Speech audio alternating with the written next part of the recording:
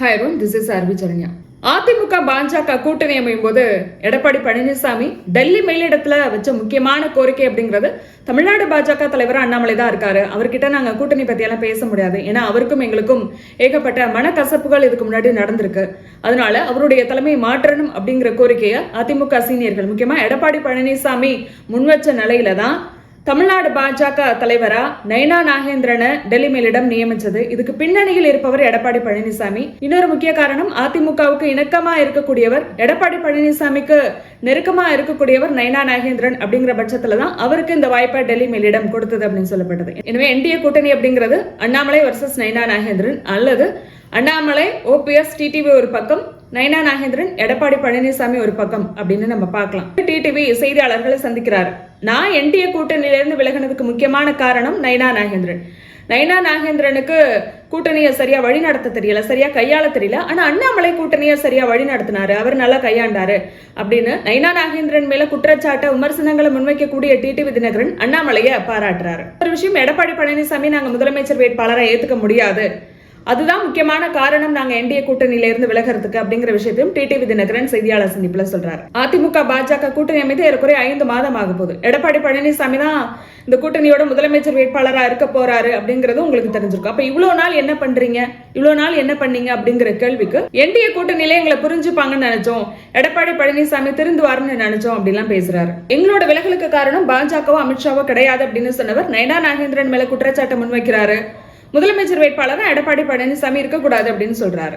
எனவே இந்த மாற்றம்லாம் நடந்தது அப்படின்னா நாங்க என்டிஏ கூட்டணிக்கு திரும்புவோம் அப்படிங்கிறாரு. எங்களுடைய முதல் ஆப்ஷன் என்டிஏ கூட்டணி தான் அப்படின்னு சொல்றாரு. கொஞ்ச நாளைக்கு முன்னாடி ஓபிஎஸ் என்டிஏ கூட்டணியில இருந்து விலகினாரு. டிடிவி தினகரன் அளவுக்கு இல்லைனாலும் கூட அவரும் நயனா நாகேந்திரன் அவருடைய தலைமை மேல சில விமர்சனங்களை முன் வச்சாரு. அமித்ஷாவை சந்திக்க முடியல, மோடியை சந்திக்க முடியல, இதுக்கெல்லாம் காரணம் நயனா நாகேந்திரன் தான். அவர் எங்களை அவாய்ட் பண்றாரு. மற்ற கூட்டணி கட்சி தலைவர்கள்லாம் போய் டெல்லி மேலிட தலைவர்களை சந்திக்கிறாங்க, ஆனா நான் கேட்கும் போது சந்திக்க விட மாட்டேங்கிறாரு அப்படிங்கிற விமர்சனங்களை எல்லாம் அவர் நயனா நாகேந்திரன் மேல முன் வச்சிருந்தாரு. அதுக்கு நயனா நாகேந்திரனும் ஓபிஎஸ்க்கு பதில் கொடுத்திருந்தாரு. அப்ப பேசின டிடிவி தினகரன் ஓபிஎஸ் விலகி இருக்க கூடாது என்டிஏ கூட்டணியில இருந்து, ஆனா அவர் அந்த சூழலுக்கு தள்ளிட்டாங்க. இதுக்கு பின்னணியில யார் காரணம் அப்படிங்கிறது தெரியும் அப்படின்னு டிடிவி தினகரன் நயனாரையும் எடப்பாடி பழனிசாமியும் மறைமுகமா பேசியிருந்தார். நயனா நாகேந்திரன் என்டிஏ கூட்டணியில இருக்கக்கூடிய மற்ற கட்சி தலைவர்களை எல்லாம் மதிக்கிறார்.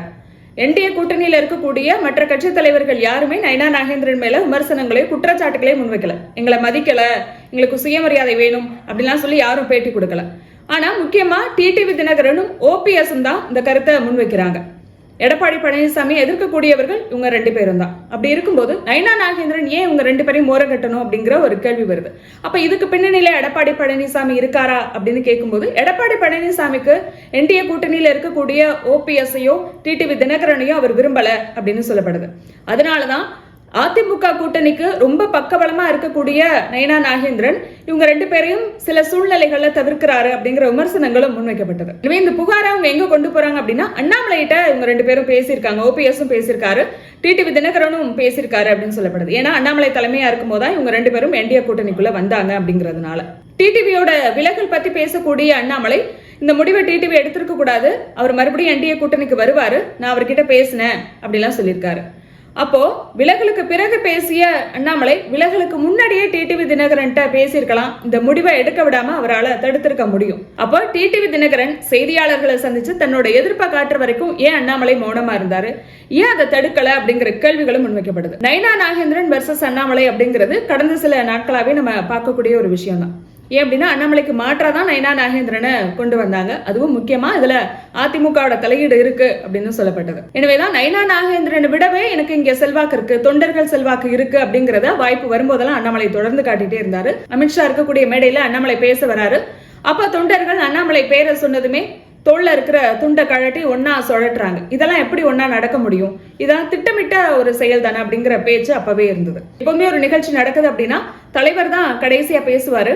ஆனா நயனா நாகேந்திரன் பேசினதுக்கு பிறகுதான் அண்ணாமலை பேசுறாரு. எனவே வாய்ப்பு வரும்போதெல்லாம் தனக்கு செல்வாக்கு இருக்கு அப்படிங்கிறத ஒவ்வொரு முறையும் அண்ணாமலை சொல்லிட்டே வராரு அப்படிங்கிற விமர்சனங்கள் தொடர்ந்து அவர் மேல முன்வைக்கப்பட்டு வருது. நயனா நாகேந்திரன் தமிழ்நாடு பாஜக தலைவரா இருந்தாலும் கூட டெல்லி மேலிடத்துல தனக்குன்னு ஒரு தனி செல்வாக்கு அண்ணாமலைக்கு இருக்கு. அதே போல அண்ணாமலை வர்சஸ் எடப்பாடி பழனிசாமி அப்படிங்கிறதும் அதிமுக பாஜக கூட்டணி அமைந்த பிறகும் தொடர்ந்துகிட்டே தான் இருந்தது.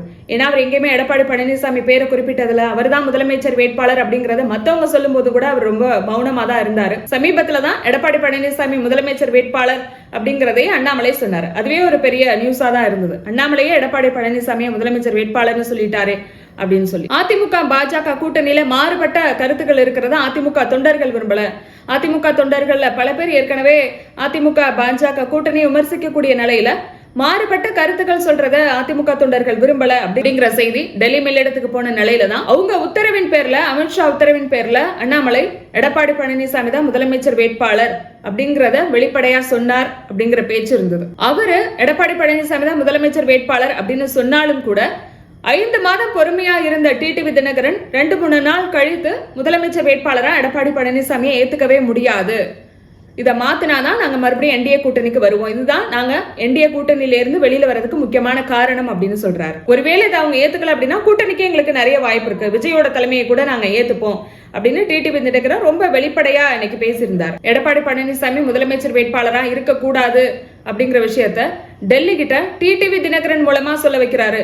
எனவே டிடிவி தினகரனோட பேச்சுக்கு பின்னாடி, அவருடைய இந்த செய்தியாளர் சந்திப்புக்கு பின்னாடி அண்ணாமலை தான் இருக்காரு அப்படிங்கிற விஷயம் பரவலா பேசப்படுது. நயினா நாகேந்திரனை பொறுத்த வரைக்கும் அதிமுக அப்படிங்கிற பலமான ஒரு கூட்டணி இருக்கு. எனவே அந்த கூட்டணிக்கு இணங்கி நம்ம செயல்படணும், வெற்றியை தேடி கொடுக்கணும், டெல்லி மேலிடத்துக்கிட்ட தன்னோட தலைமையை நிரூபிக்கணும். அதுக்காக எடப்பாடி பழனிசாமிக்கு இணங்கி போகக்கூடிய நயினா நாகேந்திரனுக்கும் எடப்பாடி பழனிசாமிக்கும் ஒரே நேரத்துல டிடிவி தினகரன் மூலமா செக் வைத்திருக்கிறார் அண்ணாமலை அப்படிங்கிற பேச்சு கிளம்பிருக்கு. இதை பத்தி உங்களோட கருத்து என்ன அப்படிங்கறத கமெண்ட்ல பதிவு பண்ணுங்க. மறக்காம சப்ஸ்கிரைப் பண்ணுங்க. நாளைக்கு பேசலாம்.